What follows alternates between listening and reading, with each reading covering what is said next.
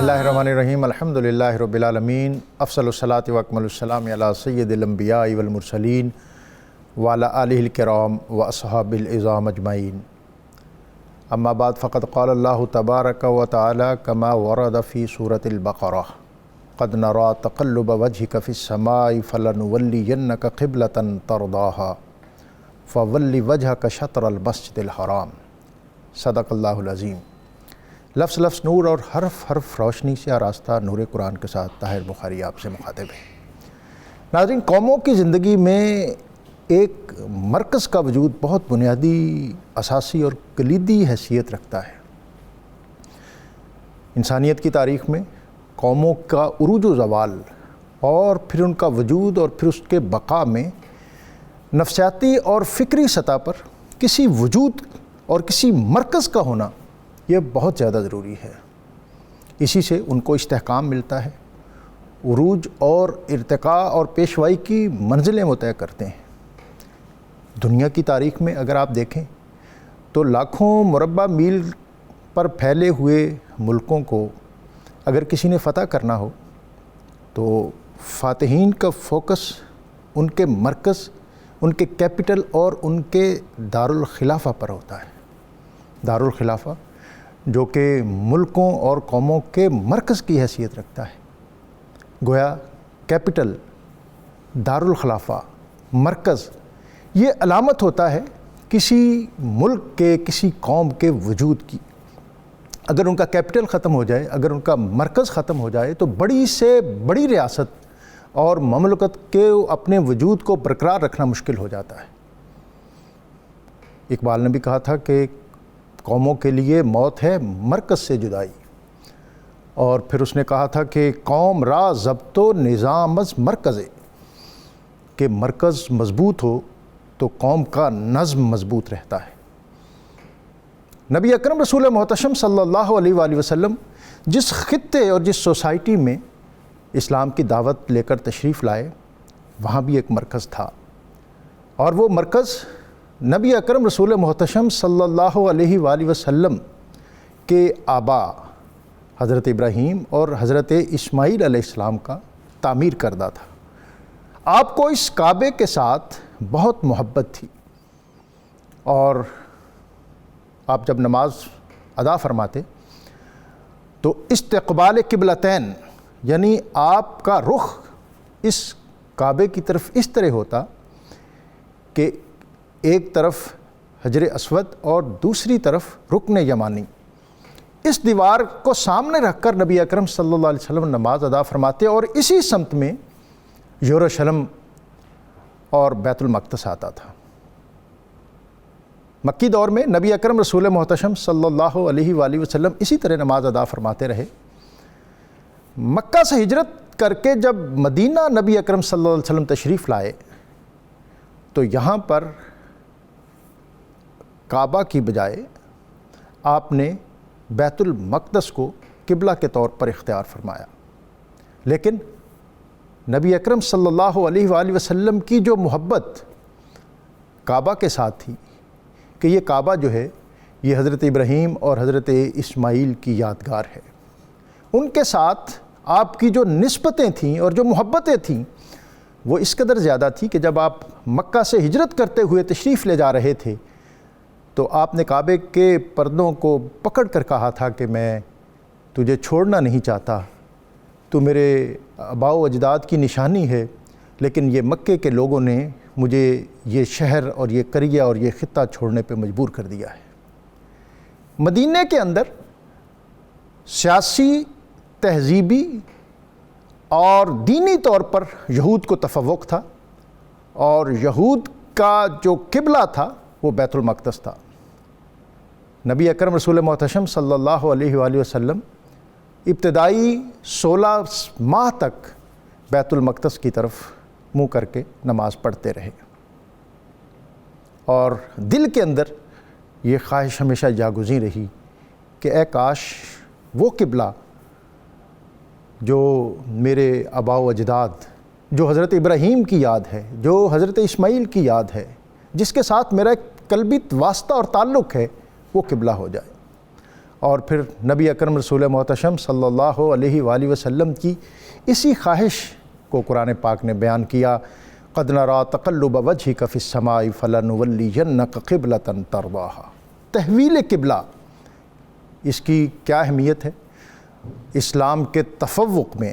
اسلام کو بطور قوم، ملت اور ایک تہذیب دنیا کی تاریخ کے اندر ایک مضبوط اور مستحکم حیثیت عطا ہونے میں یہ واقعہ جو ہے یہ کس قدر اہمیت کا حامل ہے، اور قرآن پاک کی آیات میں اس کو کس اسلوب اور انداز سے بیان کیا گیا ہے، آج ہم اس پر بات کریں گے۔ اور ہمیشہ کی طرح ہمارے ساتھ بہت وقی پینل ہے۔ علامہ مفتی محمد اقبال چشتی صاحب تشریف فرما ہیں، علامہ ذوالفقار مصطفیٰ ہاشمی صاحب تشریف رکھتے ہیں، اور اللہ رب العزت کی بارگاہ میں حمد کا نذرانہ پیش کرنے کے لیے آج ہمارے ساتھ موجود ہوں گے عدیل احمد نقشبندی۔ میں اپنے مہمانوں کو خوش آمدید کہتے ہوئے آج کا اسم مبارک پیش کیے دیتا ہوں المؤمن، امن دینے والا۔ اس اسم مبارک کی برکت یہ ہے کہ جو شخص کثرت کے ساتھ اللہ تعالیٰ کے اسم گرامی المؤمن کا ورد کرتا ہے، اللہ تعالیٰ اسے ہر قسم کی پریشانیوں سے محفوظ رکھتا ہے۔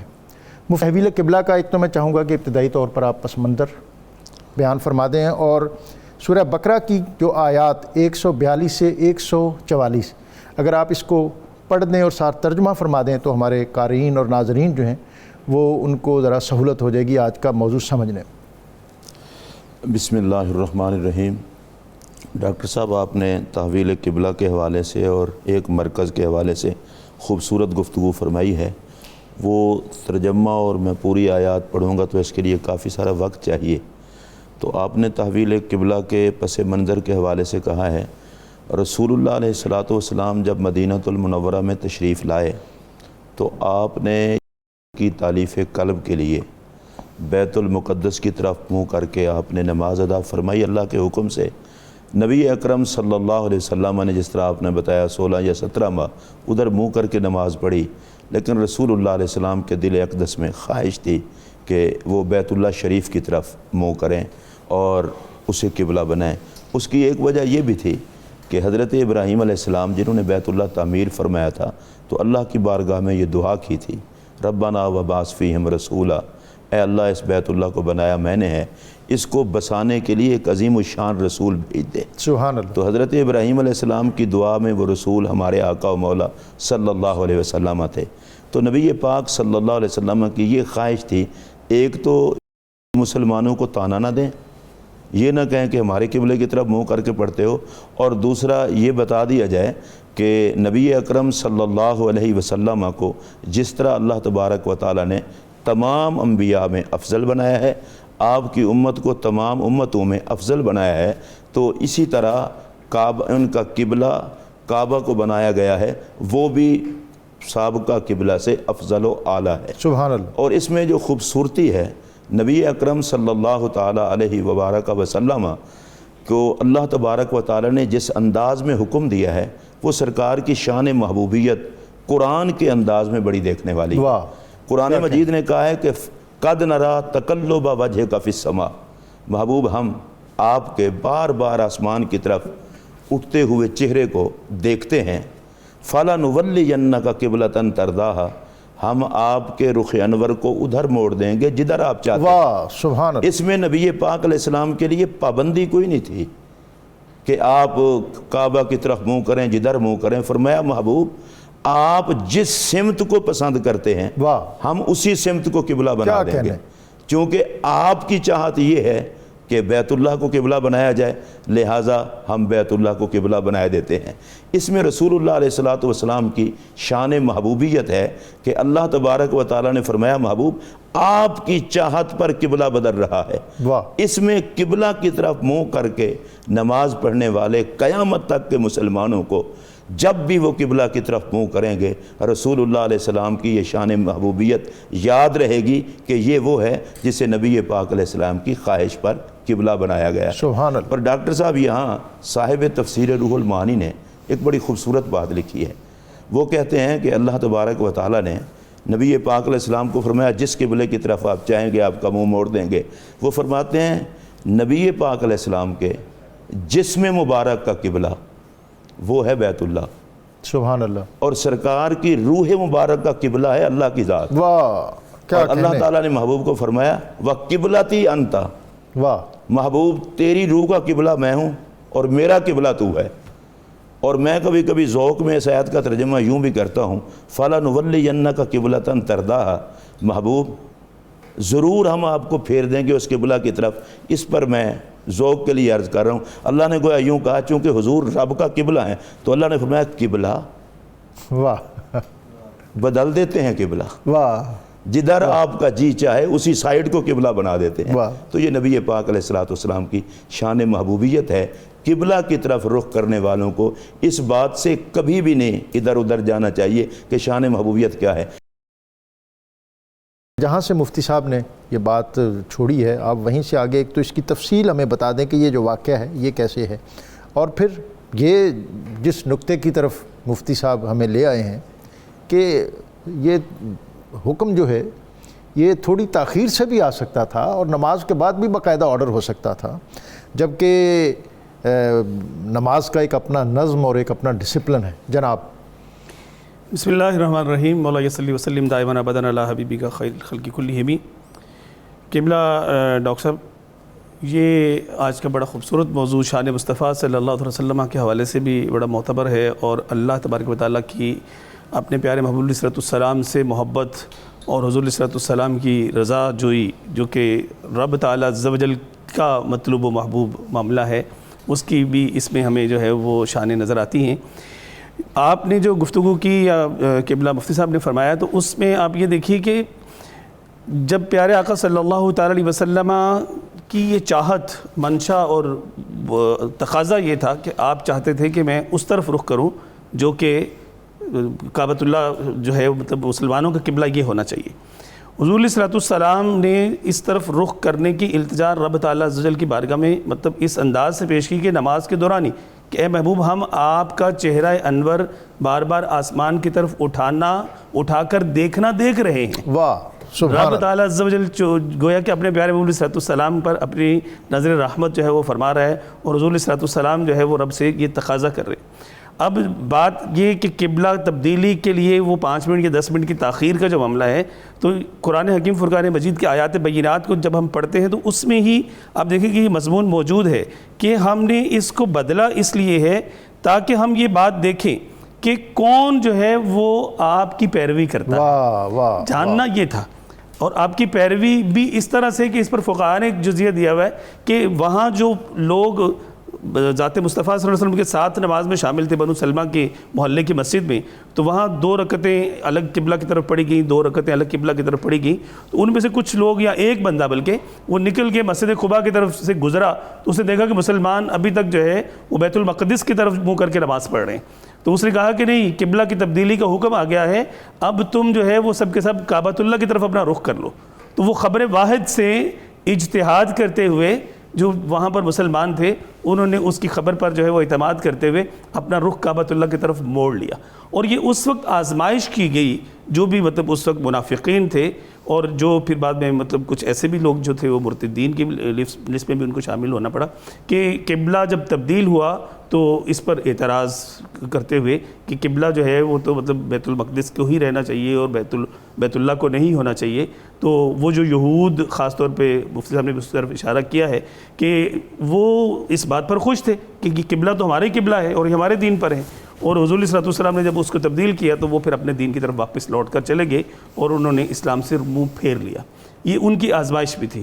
اور دوسری طرف آپ یہ دیکھیے کہ جب پیارے آقا صلی اللہ علیہ وسلم نے کعبۃ اللہ کی طرف رخ کیا ہے تو یہاں پر مفسرین کرام نے ایک جزیہ یہ بھی لکھا ہے کہ مشرکین مکہ جو تھے انہوں نے اس پر بڑی خوشی کا اظہار کیا، اور انہوں نے یہ کہا کہ ابھی تک جو ہے وہ نعوذ باللہ نبی کریم صلی اللہ علیہ وسلم اپنے ایمان اور اپنے دین کے بارے میں متردد ہیں، اور ان کو یہ سمجھ نہیں آ رہی کہ مطلب میں نماز کی طرف رخ کر کے پڑھوں، تو گویا کہ اب انہوں نے قبلہ یعنی کعبۃ اللہ کو اپنا قبلہ بنا لیا ہے، تو یہ اس بات کی دلیل یا غمازی کر رہا ہے کہ وہ لوٹ کے اپنے باپ دادا کے دین کی طرف آنے ہی والے ہیں، اور وہ مطلب اس پر وہ انہوں نے اپنی طرف سے خوشی کا اظہار کیا۔ لیکن اللہ تبارک و تعالیٰ نے اس بات کو واضح فرما دیا کہ قل اللہ المشرق والمغرب، مشرق و مغرب اللہ کے لیے ہے، ہم پیارے آقا صلی اللہ علیہ وسلم کی طرف سے یہ اعلان کروایا گیا کہ آپ یہ فرما دیں کہ اللہ کے لیے مشرق و مغرب ہے. اب اللہ تبارک و تعالیٰ ہمیں مشرق کی طرف منہ کر کے نماز پڑھنے کا کہے گا تو ہم مشرق کی طرف کریں گے, مغرب کی طرف کہے گا تو مغرب کریں گے. گویا کہ ہمارا مطمع نظر, ہمارا متمنی, ہمارے جو مقصد ہے وہ اللہ کے احکامات کی پیروی ہے, نہ کہ جہتوں کا جو ہے وہ تعین ہے. جہتوں کا تعین ہمارے لیے کوئی حیثیت نہیں رکھتا. اللہ تبارک تعالیٰ کے احکامات کی پیروی کرنا اور اس پر عمل کرنا ہمارا دین جو ہے وہ اس چیز کا تقاضا کرتا ہے, جس کے پیش نظر ہم نے اپنا رخ جو ہے وہ بیت المقدس سے ہٹا کے اب بیت اللہ کی طرف کر لیا ہے. مفتی صاحب, یہ ہاشمی صاحب نے جہاں بات ختم کی ہے اس میں ایک بہت اہم بات یہ ہے کہ مدینہ منورہ سے مکہ مکرمہ جنوب کی طرف ہے اور بیت المقدس یا یروشلم شمال کی طرف ہے, بالکل ایک دوسرے سے متصادم اور متقابل سمتیں ہیں.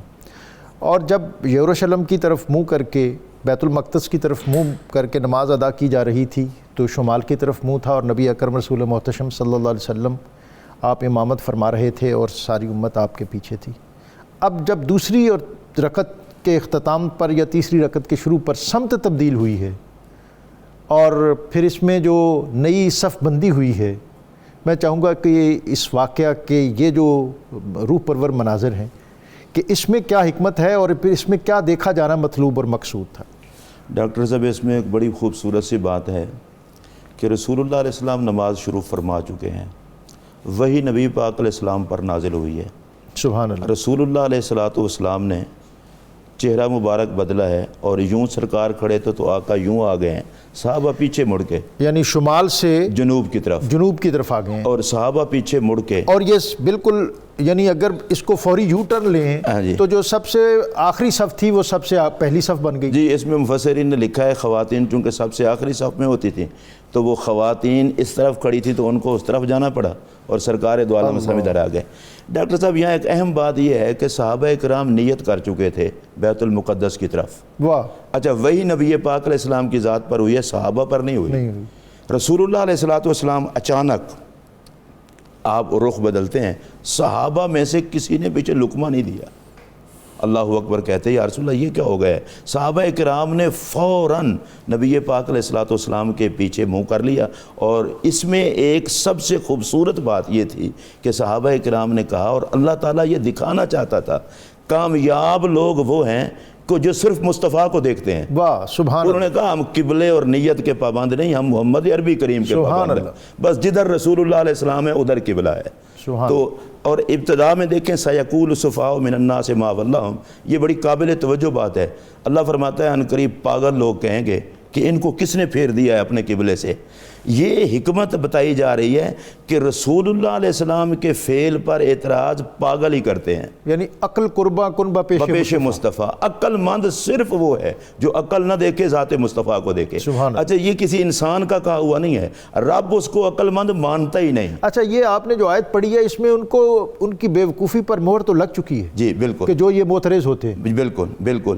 اس لیے پہلے قرآن مجید نے یہاں سے کہا. اچھا, مزے کی بات یہ ہے تحویل قبلہ کے بارے میں آرڈر بعد میں ہے اور ان کی بے وقوفی پہلے بیان ہوئی. یہ ڈکلیریشن پہلے آ گئی اور یہ دوسرے پارے کا آغاز ہے.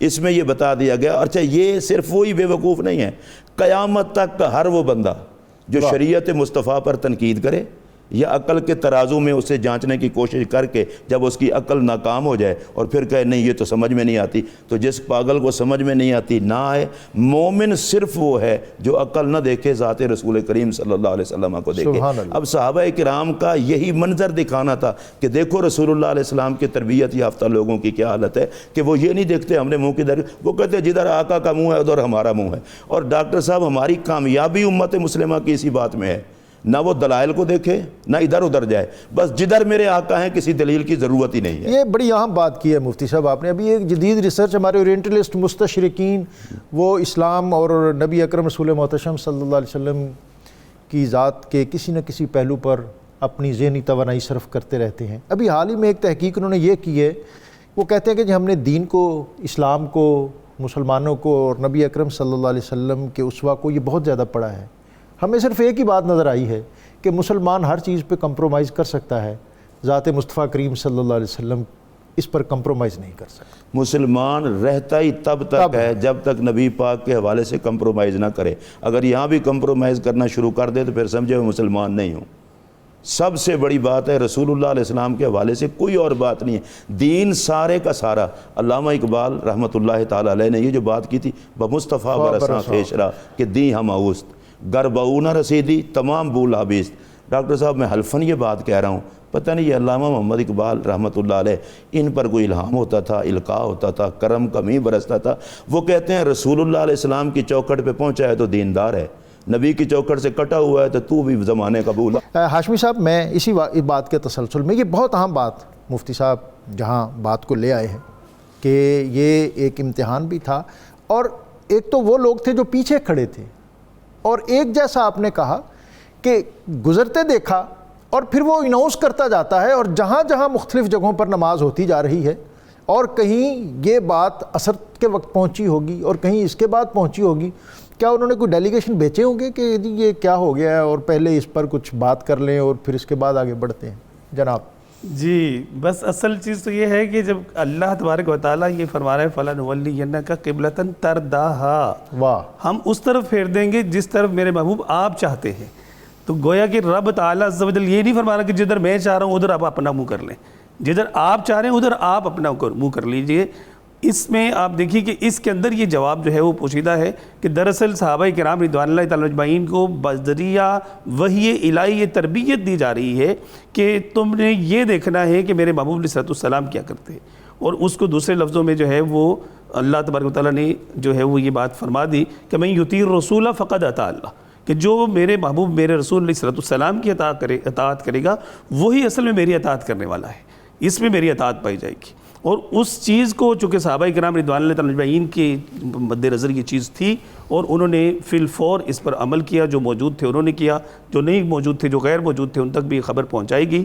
اور آپ یہ دیکھیے کہ اللہ تبارک و تعالیٰ اپنے پیارے محبوب علیہ السلام کی رضا, ان کی خوشنودی اور ان کی مرضی کا کتنا لحاظ فرماتا ہے کہ قرآن حکیم فرقان مجید میں وَلَسَوْفَ يُعْطِيكَ رَبُّكَ فَتَرْضَىٰ, جو آپ چاہتے ہیں عنقریب آپ کا رب جو ہے وہ آپ کو ضرور عطا فرمائے, آپ کو راضی کر دے گا. مفتی صاحب یہ سوالات آپ کے سامنے ہیں, جیسے جیسے جہاں جہاں آپ آج کے موضوع کے جلوہ میں اس کو جہاں اس کا جواب دینا چاہیں جناب. ڈاکٹر صاحب بڑی خوبصورت بات آپ فرما رہے تھے تعلیم اور تربیت کے حوالے سے. نبی اکرم صلی اللہ علیہ وسلم نے صحابہ کرام کو جب پڑھایا اور تربیت فرمائی تو رسول اللہ علیہ السلام پڑھاتے ہوئے اور صحابہ پڑھتے ہوئے سامنے کتاب نہیں رکھتے تھے. واہ, اس لیے کہ قرآن مجید تو کتابی صورت میں تھا ہی نہیں, اور حضور علیہ السلام کی تعلیم اور تدریس سے ہی کائنات میں تعلیم اور تدریس کے طریقے پھوٹتے ہیں. سب سے بڑی درسگاہ اور سب سے بڑے معلم رسول اللہ علیہ السلام, اور سب سے بڑے متعلمین صحابہ کرام کو پڑھا رہے ہیں, درمیان میں کتاب نہیں. حکمت اس میں یہی تھی کہ پڑھنے والے کو اپنے ذہن میں اپنے دل میں استاد کو اتارنا چاہیے. واہ, صحابہ کرام نے کتاب نہیں دیکھی, رسول اللہ کے حسن کا شباب دیکھا سبحان اللہ, اور اتارا ہے. اور جن بزرگوں کی آپ بات کر رہے تھے وہ نمونہ بن کر, تعلیمات کا نچوڑ بن کر اپنے عقیدت مندوں کے ذہن میں اتر جاتے ہیں, اور پھر یہ خیال مرشد اور تصور مرشد ان سے نہیں ہوتا. یہی حال صحابہ کرام کا تھا, ان کے نزدیک سب کچھ ہی رسول اللہ علیہ السلام تھے.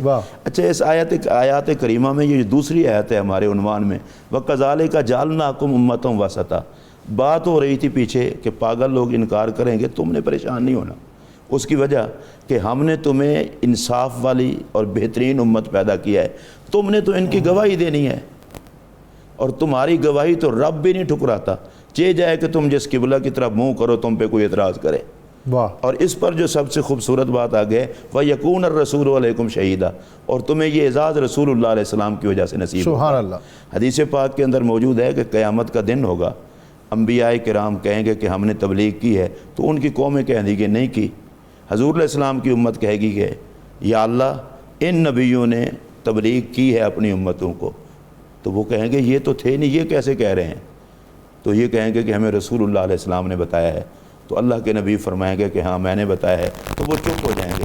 ڈاکٹر صاحب یہاں خوبصورت بات یہ ہے کہ سابقہ امتیں پھر اس بات پر اعتراض نہیں کریں گی. جیسے امت نہیں تھی تو آپ صلی اللہ علیہ وسلم بھی تو اس وقت نہیں تھے, وہ چپ ہو جائیں گے۔ اس کا مطلب یہ ہے کہ سابقہ امتوں سے لے کر آج تک جن کو آقا کی امت ہونے کا اعزاز حاصل ہے، وہ سب کو پتہ ہے کہ رسول اللہ علیہ السلام کی نگاہ مبارک سے کچھ چھپا ہوا نہیں ہے۔ سبحان اللہ، سبحان اچھا، اللہ۔ پھر رسول اللہ علیہ السلام کو شاہد یا شہید یہ رب نے بنایا ہے، اور حضور علیہ السلام کی گواہی پر فیصلہ بھی رب کی بارگاہ میں ہونا ہے، اور گواہی اسی کی معتبر ہوتی ہے جو واقعے کو دیکھ رہا ہو۔ واہ، تو کیا قرآن کہنے۔ مجید کی یہ آیت ہمیں بتا رہی ہے چونکہ رب نے آپ کو گواہ بنایا ہے، تو آپ کی نگاہ مبارک میں یہ فیضان بھی رب نے رکھا ہے کہ میرے نبی سے کچھ چھپا ہوا نہیں ہے۔ اچھا، اس میں بڑی تفصیلات ہیں، میں ادھر نہیں جاتا، لیکن شاہ عبدالعزیز محدث دہلوی نے جو بات کی ہے وہ میں ضرور کروں گا۔ وہ کہتے ہیں رسول اللہ علیہ السلام کو ہر اپنے امتی کے دیندار ہونے کا بھی پتہ ہے اور اس کی سٹیج کا بھی پتہ ہے، یہ کس سطح، کون سی سطح ہے؟ کون سی سطح کا ہے، یہ کس مقام پر پہنچا ہوا ہے، رکاوٹیں کیا ہیں۔ اور پھر نبی پاک علیہ السلام نے فرمایا کہ تمہارے اعمال میری بارگاہ میں پیش ہوتے ہیں، اللہ اکبر۔ میں ان سب کو دیکھتا ہوں، اور لجپالی اس پر یہ فرمائی کہ اگر برے اعمال دیکھتا ہوں تو تمہارے لیے استغفار کرتا ہوں، اور اگر اچھے اعمال دیکھتا ہوں تو کہتا ہوں الحمدللہ یا اللہ تو نے مجھے اچھے امتی عطا کی ہیں۔ بہرحال ہم امتیوں کو یہ بات ذہن میں رکھنی چاہیے کہ ہم رسول اللہ علیہ السلام کی نگاہ کرم میں ہیں۔ کالر نے پوچھا تھا ہمارے دوستوں نے، وما جعلنا القبلۃ التی کنت علیہا، کہ ہم نے آپ کو جس قبلے کی طرف رکھا تھا اور پھر ہم نے چینج کیا ہے تو اس میں ہم دیکھنا چاہتے تھے آپ کی اتباع کون کرتا ہے۔ واہ، تو یہ ہاشمی صاحب پہلے بتا چکے ہیں، تبدیلی قبلہ میں اصل دیکھنا ہی یہ تھا کہ قبلے کا پابند کون ہے اور ذات محمد عربی کا پابند کون ہے۔ واہ، کامیابی صرف اس کو ملتی ہے جو مصطفیٰ کریم کے نقش پا کی پابندی کرتا ہے۔ سبحان اللہ۔ اور یہ صحابہ کرام نے ہمیں اس بات پر واضح کر دیا کہ جدھر آقا علیہ السلام ادھر ہمیں۔ ڈاکٹر صاحب، آج کے تحویل قبلہ کے حوالے سے میں یہ میسیج دینا چاہوں گا اور اپنے تمام سننے والوں کو، ہماری کامیابی صرف اور صرف اس بات میں ہے کہ ہم رسول اللہ علیہ السلام کی سیرت اور صورت کی طرف اپنا دھیان دیں، آقا کی تعلیمات کی طرف دھیان دیں۔ دنیا اور آخرت کی ساری کامیابیاں، قرآن مجید میں ایک مقام پر اللہ فرماتا ہے الذین آمنوا بہ وعزروہ ونصروہ واتبعوا النور الذی انزل معہ اولئک هم المفلحون۔ قرآن مجید میں فلاح ایک ایسا لفظ ہے جس میں دنیا اور آخرت کی ساری کامیابی ہیں۔ اللہ فرماتا ہے وہ لوگ جو ایمان لائیں آپ پر، نوکری کریں آپ کی، تعظیم کریں آپ کی، اور پیروی کریں اس نور کی جو اتارا گیا آپ کے ساتھ، تو دونوں جہاں کی کامیابیاں ان کا مقدر ہیں۔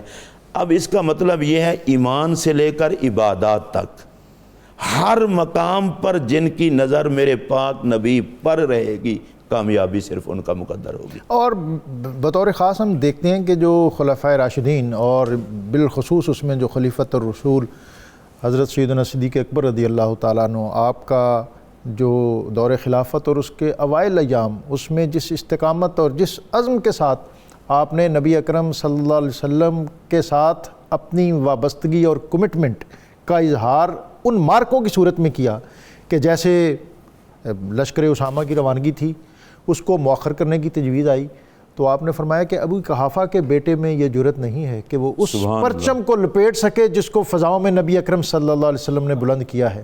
اور اسی طرح یمامہ کا مارکہ، تو آپ نے فرمایا کہ مدینہ اگر اس قدر ویران ہو جائے کہ جنگل کے درندے آ کر ابو بکر کی پنڈلیوں کا گوشت نوچ لیں اور فضاؤں سے پرندے میرے سر کے بال کھا لیں، تو پھر بھی میں اس معاملے پر کمپرومائز نہیں کروں گا۔ ہاشمی صاحب، ایک تو آج کے اس موضوع کے حوالے سے آپ اپنا جو اہم پیغام ہے وہ بھی عطا کر دیں، اور دوسرا یہ ہے کہ جو کالر نے ایک تو پوچھا تھا، اس پر اگر آپ بات کرنا چاہیں کہ ہمارے امام صاحب جو ہیں وہ بیٹھ کر نماز پڑھاتے ہیں، ایسی صورت میں جو مقتدی ہیں ان کی نماز اس کی کیا کیفیت ہے، اور یہ جو نبی اکرم صلی اللہ علیہ وسلم، یہ آپ صلی اللہ علیہ وسلم کو ذو قبلتین بھی کہتے ہیں، اس پر آپ بات کرنا چاہیں تو یہ سارے موضوعات آپ کے سامنے ہیں۔ جی، ذو قبلتین تو پیارے آقا صلی اللہ علیہ وسلم کا لقب ہے، وصف ہے، اور حضور علیہ السلام کو اللہ تبارک تعالیٰ نے یہ سابقہ امم بھی جانتی تھی، بلکہ حضور علیہ السلام کے نبی برحق ہونے کی یہ علامت اور نشانی ان کی کتب کے اندر موجود تھی کہ وہ جو نبی اللہ تبارک تعالیٰ کے آخری نبی علیہ السلام تشریف لائیں گے تو وہ دونوں قبلوں کی طرف رخ کر کے نماز پڑھیں گے، کہ مطلب ایک وقت میں پہلے کچھ دیر جو ہے وہ ایک قبلے کی طرف، ذو قبلتین کہتے ہی دو قبلے والوں کو، اسی وجہ سے مسجد جو مدینہ منورہ میں ہے، جی ہاں، مسجد قبلتین اس کو اسی لیے کہتے ہیں کہ وہاں پر بھی جو حضور اچھا، قبلے کی ضرورت اور اہمیت جو ہے یہ اقوام اور ملل اور جو دنیا کی مختلف ادیان ہیں ان میں اس کی کوئی مستقل سگنیفیکنس ہے، حیثیت ہے؟ جی، اس کی اہمیت کے حوالے سے تو آپ نے اپنے انٹرو میں کافی گفتگو کر دی۔ اس کی شرعی ضابطے کے حوالے سے، اہمیت کے حوالے سے میں اگر بات کرنا چاہوں تو نماز میں قبلہ کی طرف رخ کرنا جو ہے یہ شرائط نماز میں سے ہے۔ اگر آپ نماز میں قبلے کی طرف منہ کرنا شرائط نماز میں شرائط میں سے ہے، اور شرط کا مطلب یہ ہوتا ہے کہ اس کے بغیر مشروط کا وجود ممکن نہیں ہے۔ اور اگر کوئی آدمی ایسے جنگل میں ہے کہ اس کو کنفیوژن ہو گیا ہے، اس کو سمجھ بھی نہیں آ رہی، کوئی بتانے والا مقامی آدمی بھی نہیں ہے، تو ایسی صورت میں وہ کیا کرے؟ جی ہاں، اس صورت میں شریعت اسلامیہ نے ایک ضابطہ دیا کہ وہ تحری کرے۔ تحری کا مطلب یہ ہے کہ خوب سوچ بچار کرے، جو قرائن موجود ہوں، مطلب سورج، چاند، ستارے وغیرہ، ان سے وہ اپنا جو ہے وہ دلیل حاصل کرنے کی کوشش کرے، جو بھی ممکنہ ذرائع ہیں۔ اب اس کے بعد اگر اس نے قبلہ مغرب میں تھا اور نماز مشرق کی طرف منہ کر کے پڑھ لی، تحری کرنا، سوچ بچار کرنا ضروری ہے، تو اس کی وہ نماز پڑھی ہوئی درست ہے، اگرچہ بعد میں کسی نے آ کے اس کو یہ بات بتا بھی دی کہ تم نے مخالف سمت میں نماز پڑھی ہے۔ اور اس طرح نماز مطلب کوئی گاڑی میں ہے یا ہوائی جہاز میں ہے یا کشتی میں ہے تو اس کے لیے بھی قبلہ کی طرف رخ کرنا شرط ہے، لیکن اگر اس کا کوئی عذر نہ ہو کہ مطلب اس کے لیے ممکن ہی نہیں ہو پا رہا کہ وہ قبلہ کی طرف رخ کرے۔ اچھا، ہم جو ہیں، ہماری یہاں کی جو معاشرت ہے، ہمارا جو دینی کلچر ہے، اس میں قبلے کا بہت زیادہ اعزاز، اکرام، احترام ہے۔ دنیا کے اور مختلف خطوں میں جب ہم جاتے ہیں تو دیکھتے ہیں کہ ویسا نہیں ہے۔ تھوڑا سا میں چاہوں گا کہ آپ دونوں بزرگ اس پر بھی ہماری رہنمائی کر دیں کہ کیا کیا چیزیں ضروری ہیں، جیسے ہم بزرگوں سے سنتے ہیں اور کرتے بھی ہیں، پاؤں قبلے کی طرف ہم نہیں پھیلاتے، ادھر منہ کر کے تھوکتے نہیں ہیں۔ اسی طرح ہمارے گھروں میں جو ٹوائلٹ بنتے ہیں اس کی ڈائریکشن جو ہے، کیا یہ محض رواج ہیں یا اس کی کوئی مذہبی اور شرعی سگنیفیکنس اور اس کا امتیاز بھی ہے؟ جی بالکل، اس کا امتیاز ہے اور تعلیمات مصطفیٰ صلی اللہ علیہ وسلم میں احکامات موجود ہیں۔ نبی رحمت شفیع امت صلی اللہ علیہ وسلم نے ارشاد فرمایا کہ جس نے قبلہ کی طرف منہ کر کے تھوکا، اس کا تھوک کل بروز قیامت اس کے منہ پر تھوکا جائے گا۔ اور جو اس کی طرف قبلہ کی طرف پش کر کے پیشاب کرنا یا مطلب کہہ لیجیے پخانہ کرنا، یا نہاتے ہوئے جب آپ بالکل برہنہ ہوں اور قبلہ کی طرف استقبال کرنا، مطلب اس کی طرف رخ کرنا، یہ سارے فعل شریعت اسلامیہ میں حرام ہیں۔ میں بہت شکر گزار ہوں۔ آج کا موضوع جو ہے سورہ بقرہ کی آیات 142، 43 اور 44 کے حوالے سے مفتی علامہ مفتی محمد اقبال چشتی صاحب، علامہ ذوالفقار ہاشمی صاحب، ذوالفقار مصطفیٰ ہاشمی صاحب کہ آپ نے بڑے بلیغ اور بسیط انداز میں اس پر روشنی دی، اور بالخصوص اس سے جو عشق و محبت رسول صلی اللہ علیہ وسلم کے عنوان نکالے، یہی اصل فکر اور اصل علم ہے کہ جو نبی اکرم صلی اللہ علیہ وسلم کے در سے خیرات حاصل کرے اور پھر قوم کو، امت کو اسی راستے پر گامزن کرے، اس لیے کہ دین جو ہے وہ مصطفیٰ کریم صلی اللہ علیہ وسلم کی اداؤں میں کھو جانے کا نام ہے۔ اور جو تحویل قبلہ ہے، اس کی آج ہم نے جو مختلف جہتیں ہیں اس سے اخذ فیض کیا، روشنی حاصل کی۔ یہود جو تھے یہ ایک بہت بڑی اس خطے کی دینی اور معاشی اعتبار سے قوت تھے اور بڑے زیرک تھے۔ یہ بہت اس پر پریشان ہوئے جب تحویل قبلہ کا معاملہ ہوا، تو انہوں نے پہلے یہ خیال کیا تھا کہ کوئی بات نہیں، یہ گرو کر رہے ہیں تو الٹیمیٹلی ہیں تو ہمارے قبلے پر، اور کل کو شاید ہم اکٹھے بھی ہو جائیں۔ لیکن تحویل قبلہ کا جب معاملہ آیا تو پھر انہوں نے کان کھڑے کیے، انہوں نے کہا یہ تو ایک نئی ملت بننے جا رہی ہے، ایک نیا مرکز تشکیل پا رہا ہے، اور ایک نئی قوم، ایک نیا مشن اور پیشوائی اور عروج اور ارتقاء کے نئے زینے سر ہونے جا رہے ہیں۔ اور پھر وہ جو مشن تھا، هو الذی ارسل رسولہ بالہدی ودین الحق لیظہرہ علی الدین کلہ، کہ یہ دین جو ہے یہ کوئی کمپرومائز کرنے کے لیے نہیں آیا، بلکہ یہ دین دنیا کے تمام ادیان، آئیڈیالوجی، سویلائزیشن اور تہذیبوں پر غالب ہونے کے لیے آیا ہے۔ اور پھر اللہ تعالیٰ کے فضل سے نبی اکرم رسول محتشم صلی اللہ علیہ وآلہ وسلم، آپ کی مسائی جمیلہ کے وہ مناظر اور مظاہر آپ نے دیکھے کہ اذا جاء نصر اللہ والفتح ورأیت الناس یدخلون فی دین اللہ افواجا۔ تو تحویل قبلہ کے حوالے سے آج کی خوبصورت گفتگو اور اب ہم بڑھ رہے ہیں حمد باری تعالیٰ کی طرف. میں درخواست کروں گا عدیل احمد نقشبندی صاحب کی سے، ان سے قبل آج کا وظیفہ اہل و عیال کی حفاظت کا عمل. جب گھر سے نکلنے لگو تو سب گھر والوں کو اکٹھا کر کے 7 بار اللہ تعالیٰ کا اسم گرامی یا رقیب یہ پڑھو، اور پھر اس کو دم کریں اپنے سارے گھر والوں کو، تو گھر والے جو ہیں اس میں حفاظت میں رہیں گے. اللہ تعالیٰ ہمارے انفرادی اور اجتماعی امور کو اپنی حفاظت میں رکھے. جی نقشبندی صاحب.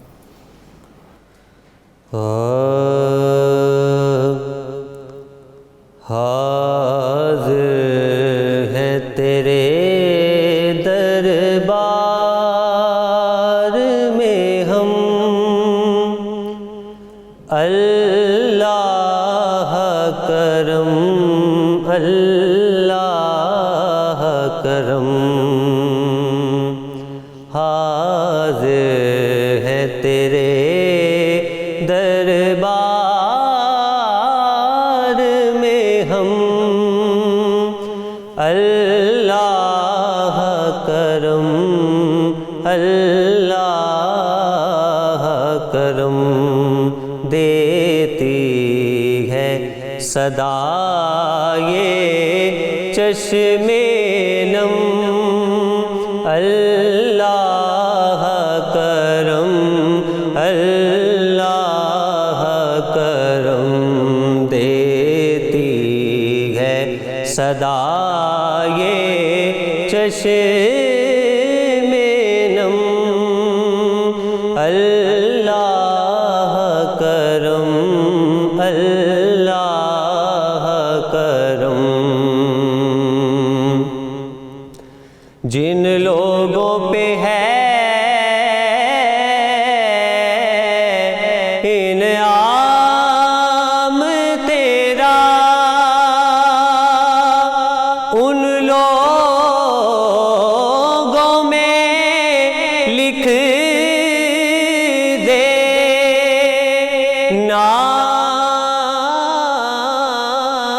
نام میرا. جن لوگوں پہ ہے انعام تیرا، ان لوگوں میں لکھ دے نام میرا. محشر میں میرا رہ جائے بھرم، اللہ کرم اللہ کرم. حاضر ہے تیرے دربار میں ہم، اللہ کرم اللہ کرم. اور میری آنے والی سب نسلیں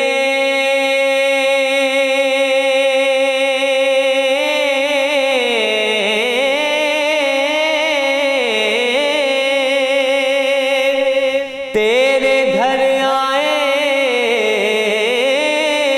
تیرا در دیکھے. میری آنے والی سب نسلیں تیرے گھر آئے، تیرا در دیکھے. اصحاب ہو ان کو ایسے بہم، اسباب ہو ان کو ایسے بہم.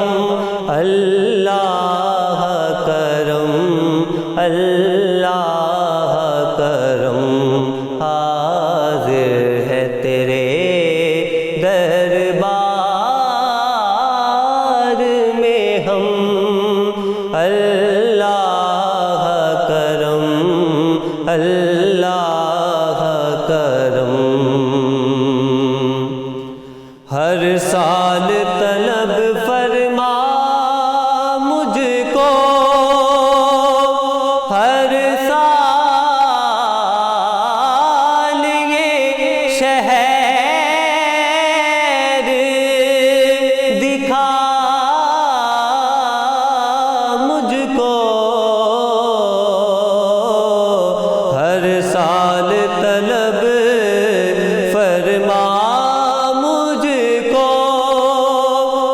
سال یہ شہر دکھا مجھ کو، ہر سال کروں میں طواف حرم، اللہ کرم اللہ کرم، حاضر ہے تیرے دربار میں ہم، اللہ کرم۔